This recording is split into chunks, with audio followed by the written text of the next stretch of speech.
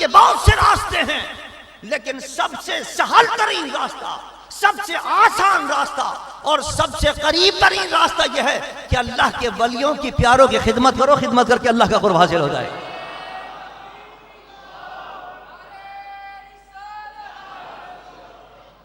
और फिर ये मौलाना रूम रहमतुल्लाह अलैह का शेर भी हकीम साहब ने इसमें नकल किया। फरमाते हैं कि हर के खिदमत कर दू मखदूम शुद,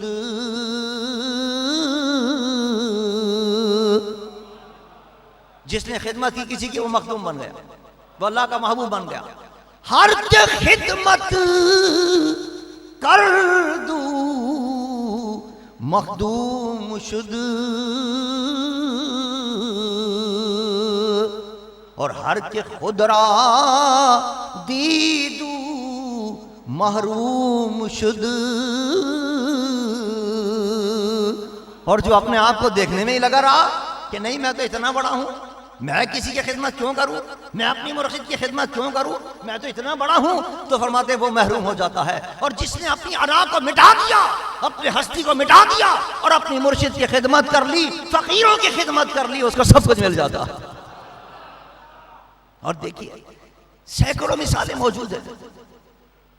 सीरत की किताबें उठाकर देखिए, सहाबा के हालात उठाकर देखिए, कैसे कैसी हुजूर की खिदमत की है और कैसे मुरादें पाई हैं और कैसे मकाम उन्होंने हासिल किए हैं और क्या क्या मर्तबे पाए उन्होंने। सारी रात हुजूर की खिदमत किया करते थे। एक सहाबी, हुजूर ने फरमाया सल रबिया, उनका नाम रबिया, रबिया मांग क्या मांगता है? असलों का मुराफ़िक़त फिल जन्नत, या रसूल अल्लाह मैं तो चाहता हूँ कि आपका संगत हो जाए मुझे जन्नत के अंदर, आपकी रिफ़ाक़त मिल जाए। खिदमत का सिला देखिए, जन्नत ही नहीं, जन्नत में हुजूर की रिफाकत मिल रही है खिदमत के सिले के अंदर। ये तो सहाबा की खिदमत थी। और औलिया किराम ने खिदमत की। औलिया की जिसने खिदमत की, हजरत इमाम रब्बानी मुजद्दिद अल-फिसानी रज़ी अल्लाह तआला अन्हु के मुर्शिद गिरानी हजरत ख्वाजा बाकी बिल्ला, हजरत ख्वाजा बाकी बिल्ला के पास आ गए। कुछ मेहमान आ गए, आप मुराक़बे में मसरूफ थे, इबादत में मसरूफ थे। फरमाया कि अब इनका इंतजाम करना है मेहमानों को खाने का। अभी इसी फिक्र में थे कि इंतजाम करूं कि सामने जो नान भाई था वो खाना लेकर हाजिर हो गया। हुजूर ये आपके मेहमानों के लिए खाना लेकर आए। खुश हो गए। फरमाया मांग क्या मांगता? हुजूर मुझे तो अपना जैसा बना दीजिए। मांगा भी क्या उसे? हम और आप उसे मांगते कोई एक दो कारें मिल जाए, कोई कोठियां मिल जाए, कोई बंगले मिल जाए, लेकिन मांगने वाला भी क्या था? हुजूर मुझे तो अपना जैसा बना दीजिए। तो मैं कुछ और मांग, ये बड़ी मुश्किल चीज मांग ली है, मेरे लिए मुश्किल नहीं है, तुझे सहना मुश्किल हो जाएगा। ने कहा नहीं मैं तो आपने जब बनना चाहता। तो मैं आ जा, दरवाजा बंद किया और निस्बत अता फरमाई, निस्बत ऐनियत अता फरमाई। अल्लाह। और जब दरवाजा खोला तो अब जाहिर भी अपना जैसा कर दिया था, बातिन भी अपना जैसा कर दिया।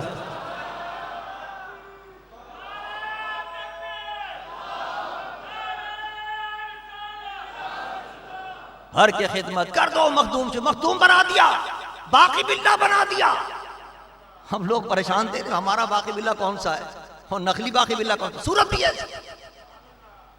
लेकिन वो जो जाहिर निस्बतें अता हुई थी वो संभाल नहीं सक रहा था, बर्दाश्त नहीं कर पा रहा था। चंद दिनों में उसका इंतकाल हो।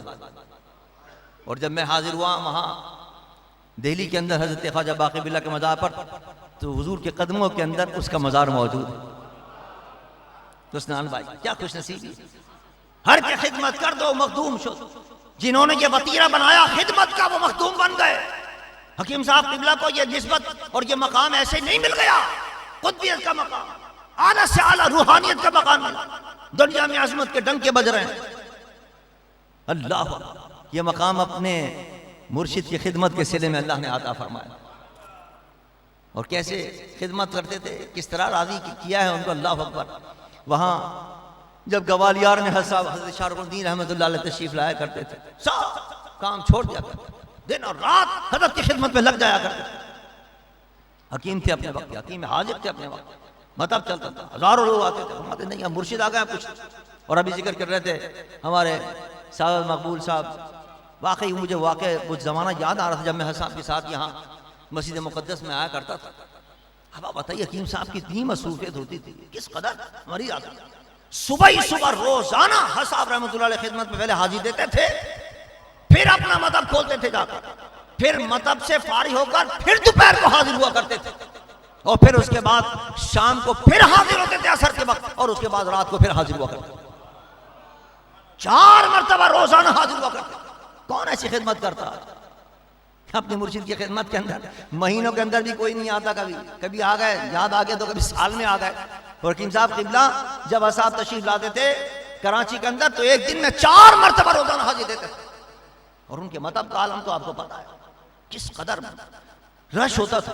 लेकिन नहीं, जब मुर्शिद आ गए तो सारे काम छोड़े और हद की खिदमत में हाजिर हुए। तो फिर अल्लाह ने नवाजा भी ऐसा, मुर्शिद ने खुश होकर दुआ दी।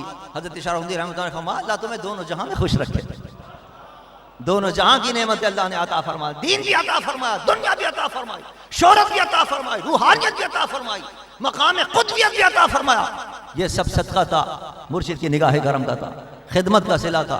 खिदमत की अल्लाह ने उनको बड़ा बुलंद मकाम अता फरमाया। जो खिदमत करता है फकीरों की, अल्लाह उनको वही मकाम अता फरमाता, बुलंद मर्तबे अता फरमाता। तो एक तो ये पता चला इस वाक़े से जो कुरान पाक में अल्लाह ने वाक़या बयान फरमाया कि देखो खिदमत का। अच्छा, एक और बात देखिए, उस मछली को सिर्फ यही एक इनाम नहीं मिला खिदमत का, एक ये इनाम मिला कि अल्लाह ने उसकी कसम इरशाद फरमाई, और कसम महबूब की खाई जाती है, उसकी महबूबियत बयान फरमाई कि हमारी महबूब मछली महबूब बन गई अल्लाह की। और सिर्फ यही नहीं बल्कि खिदमत के सिले में उसको भी और उसकी सारी नस्लों को ये इनाम अता फरमाया कि जितने जानवर हैं उनको हलाल किया जाता है, उन पर छुरी रखी जाती है जब वो हलाल होंगे, जब वो जायज होंगे।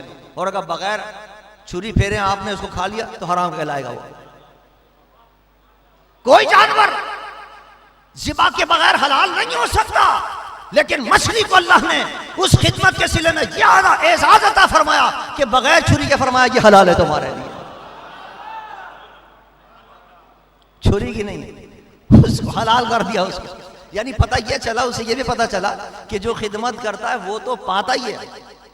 यानी खिदमत तो की थी उस मछली ने, वज़न नून, जो हजरत यूनुस अलैहिस्सलाम को अपने पेट में लिए फिरती रही और सैर कराती रही, लेकिन उसकी औलाद को भी वो उसके सिले के अंदर, उस खिदमत के सिले के अंदर औलाद को भी बरकतें पहुंची। पता चला जो खिदमत करता अल्लाह के वलियों की, उसके नस्लों तक उसको अल्लाह फायदा अता फरमाता है।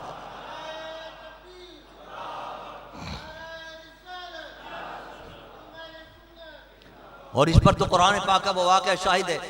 हज़रत मूसा अलैहिस्सलाम के पास जब तब तफसीली वाक़या हज़रत खिज़र अलैहिस्सलाम गए थे कि तुमसे मैं इल्म हासिल करना चाहता हूँ, उन्होंने कहा अच्छा ठहर जाओ, कोई दिन सवाल मत करना, बड़ा तफसीली वाक़या है, कोई बात सवाल न करना। अब उन्होंने कुछ काम किया, हज़रत मूसा ने एतराज़ करना शुरू कर दिया। उसमें से एक इस चीज़ पर भी एतराज़ किया। हज़रत मूसा गए एक इलाके के अंदर, किसी ने वहाँ पूछा ही, कोई तवाज़ो नहीं की, कोई खातिर मदारात नहीं की, ये पूछ नहीं, ये भी नहीं पूछा पानी पियोगे। वो वहां जब गया आप तो वहां दीवार टूटी हुई थी, आपने फौरन जाके अल्लाह का नाम लिया, वो दीवार सही कर दी। हज़रत मूसा ने कहा इन लोगों ने तो पूछा भी नहीं और आपने इनके के साथ ये एहसान क्यों किया बिला? आपने मैंने कहा नहीं था को पूछना मत मुझसे, और बहुत सारी चीजें थी उसमें एक चीज। फिर आपने आखिर में बताया, फरमाया बात ये थी कि इस दीवार के नीचे एक खजाना है। हज़रत खिज़र बता रहे हैं हज़रत मूसा, इस दीवार के नीचे खजाना है और वो खजाना 2 यतीम बच्चों का है, और ये 2 यतीम बच्चे आम नहीं है, ये खास चीज काबिल गौर है, वो आम नहीं है, अरे वो एक अल्लाह के वली के बच्चे हैं। लिहाजा मैंने ये दीवार इसलिए कर दी है, अगर टूटी होती दीवार तो कोई खजाना निकाल लेता, उनको तकलीफ पहुंचती और उनको नुकसान हो जाता। मैंने उन बच्चों को जो अल्लाह के वलियों के बच्चे हैं उनको नुकसान से बचाने के लिए इस दीवार को सही कर दिया।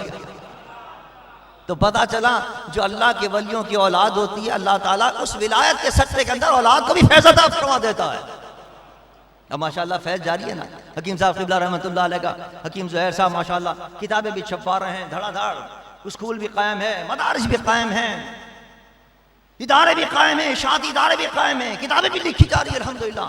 फैज़ हकीम साहब क़िबला रहमतुल्लाह अलैह का जारी है अल्हम्दुलिल्लाह, और ये फैज़ इंशाअल्लाह क़यामत तक जारी रहेगा इंशाअल्लाह। औलिया किराम का निस्बतें होती हैं, औलिया किराम की नज़र होती है, अपने मुरीदों पर भी नज़र होती है, अपनी औलाद पर भी नज़र होती है, और वो फैज़ अल्लाह ताला उनके ज़रिए अता फरमाता है, और वो फैज़ बांटते हैं और तकसीम करते हैं और लोगों को हिदायत करते हैं। अल्लाह ताला इस आस्थाने को शांत रखे और आबाद रखे, इसको क़यामत तक जारी और सारी रखे इसकी रात को। तो दो बातें तो ये पता चली। तीसरी बात जो इस वाक़े से पता चली वो ये है कि देखिए हज़रत यूनुस अलैहिस्सलाम पर जब मसाइब और मुश्किलात आई, इससे बड़ी मुश्किल क्या होगी, मछली के पेट में है अल्लाह अकबर, लेकिन वहां उन्होंने अल्लाह का जिक्र नहीं छोड़ा, अल्लाह की याद में रहे, ला इलाहा इल्ला अंत सुब्हानका इन्नी कुन्तु मिनज़ ज़ालिमीन, ये पढ़ते रहे। तो अल्लाह ने फरमाया वनज्जैनाहु मिनल गम, हमने इनको गम से निजात अता फरमा। ये सबक है उम्मत मुस्लिमा के लिए। इस वाक़े के अंदर अल्लाह फरमाता है महबूब याद कीजिए वाक़े को और उम्मत को यह वाक़या सुनाकर ये समझ दीजिए कि तुम पर भी मुश्किलात आएंगी। जब नबियों पर मुश्किलात आई हैं, बड़े बड़े अंबिया पर मुश्किलात आई हैं, तो तुम कौन से ऐसे हो कि तुम पर मुश्किलात नहीं आएंगी? क्या तुम नबी से बढ़कर हो? जब नबियों पर मुश्किलात आ सकती हैं तो तुम पर भी मुश्किलात आएंगी। लेकिन सबक हासिल करो उनकी जिंदगी से कि उन्होंने उन मुश्किलात के अंदर घबरा कर कोई बात जबान से ऐसी नहीं निकाली जो रब की शान के खिलाफ हो, जो सब्र के खिलाफ हो, जो शुक्र के खिलाफ हो, बल्कि उसके अंदर अल्लाह की याद के अंदर रहे, इस्तिकामत इख्तियार की, सब्र इख्तियार किया। तो अल्लाह फरमाता है वनज्जैनाहु मिनल गम, हमने उनको गम से निजात अता फरमा दी। ए महबूब सबक दे दीजिए अपनी उम्मत को कि तुम पर भी अगर कोई मुश्किल वक्त आए तो अल्लाह की याद में रहना, उस याद के सदक़े में अल्लाह तुम्हारी मुश्किलें भी आसान फरमा दे।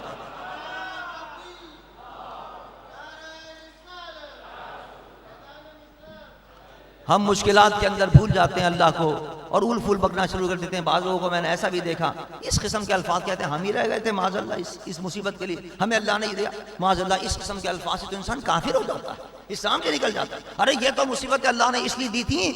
हज़रत इमाम रब्बानी फरमाते हैं कि बास मकामात ऐसे होते हैं कि जो इबादत के जरिए भी नहीं मिलते, वो अल्लाह मुश्किलें भेज देता है। जब इंसान सब्र करता है तो अल्लाह उस मकाम पर उसको पहुंचा देता है। हज़रत इमाम रब्बानी फरमाते हैं कि मैंने बड़ी बड़ी इबादतें की, बड़ी बड़ी इबादतें की, लेकिन मुझे इबादतों के जरिए भी वो मकाम नहीं मिला, मुझे रियाजतों के जरिए भी वो मकाम नहीं मिला जो क़ल्अ गिवालियार की कैद की वजह से जो तकलीफ मैंने बर्दाश्त की, उसके जरिए अल्लाह ने जो मकाम मुझे अता फरमाया।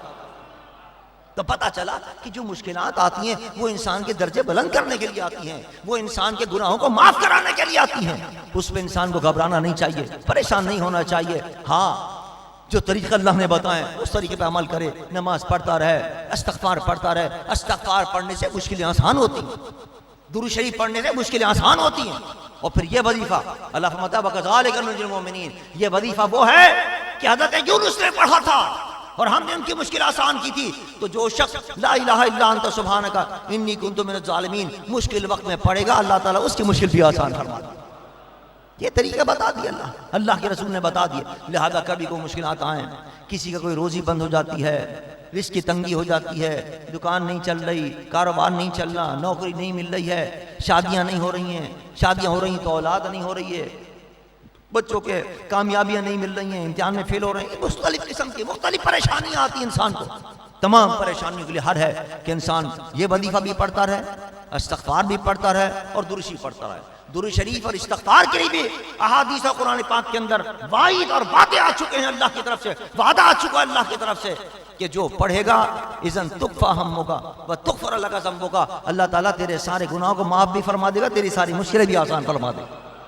लिहाजा दुरूद शरीफ को पाबंदी से साथ पढ़ो, इस्तिग़फ़ार पाबंदी के साथ पढ़ो। हकीम साहब क़िबला भी जब किसी को मुरीद फरमाया करते थे, हमारे साहब रहमतुल्लाह अलैह भी जब किसी को मुरीद फरमाया करते थे तो मुरीद करने के बाद ये नसीहत फरमाया करते थे, देखो नमाज की पाबंदी रखना और इस्तिग़फ़ार दूसरी पाबंदी रखना, बस इन दो चीज़ों की पाबंदी कर लो, इंशाअल्लाह दुनिया के अंदर भी कामयाब, कब्र और हशर के अंदर भी अल्लाह कामयाब अता फरमाएगा, सब मुश्किलों से अल्लाह निजात अता फरमा देगा। लिहाजा इन चीज़ों को पकड़ लो मजबूती के साथ, इन आस्थानों से के साथ ताल्लुक़ रखने का मकसद ये है कि हम अपनी दुनियावी ज़िंदगी को भी कामयाब करें और उखरवी ज़िंदगी को कामयाब करें। जिन तरीक़ों पर हमारे मुर्शिद चले हैं या जो उन्होंने रास्ता बताया है हमें, और जो अब किताबों के अंदर अल्हम्दुलिल्लाह उनकी तकारीर भी छाप दी हैं, उनके मलफूज़ात भी छाप दिए हैं, तो उनको पढ़ना चाहिए हमें और उसको पढ़ कर हमें उस पर अमल करना चाहिए ताकि हमारी दुनियावी ज़िंदगी भी कामयाब हो जाए और हमारी उखरवी ज़िंदगी भी कामयाब हो जाए। अल्लाह मुझे और आपको सबको इन अपने प्यारों से मोहब्बत की तौफीक अता फरमाए और इन प्यारों की खिदमत की तौफीक अता फरमाए। खिदमत करके मछली अल्लाह के महबूब बन गई। हम भी अगर खिदमत करेंगे तो इंशाअल्लाह हम भी अल्लाह के महबूब बन जाएंगे। अल्लाह हमें सही मानों में इनकी खिदमत की तौफीक अता फरमाए और इनकी इत्तिबा की तौफीक अता फरमाए और हमें अल्लाह ताला गुनाहों से और अपनी नाफरमानी से बचने की तौफीक अता फरमाए। वमा अलैना इल्ला बलाग।